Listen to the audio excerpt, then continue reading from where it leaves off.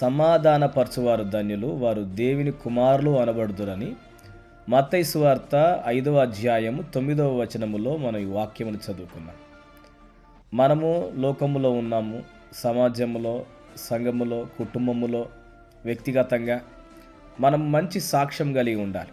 ఏమని అంటే, మనతో మాట్లాడేవారు మనతో అనాలి, ఇదిగో బ్రదర్, నీతో మాట్లాడితే చాలా సంతోషంగా ఉంది, నాకు సమాధానంగా ఉంది అని చెప్పాలి. ఇదిగో సహోదరి, నీతో నేను మాట్లాడితే నాకు సమాధానంగా ఉంది, సంతోషంగా ఉంది అని చెప్పాలి. అంటే మన అనుదిన జీవితం ఎలాగ మారిపోవాలి అంటే, ఇతరులకు సమాధానకరమైనటువంటి స్థాయిలో మన జీవితం మలచబడాలి. అప్పుడు సమాజమునకు మన ద్వారా మేలు కలుగుతుంది.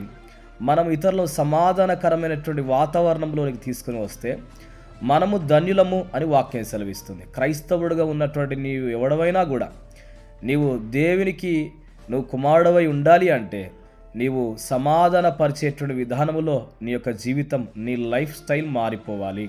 కాబట్టి మనము సమాధానపరచువారుగా లోకములోకి పంపబడ్డాము అనేటువంటి విషయాన్ని గుర్తుపెట్టుకోవాలి.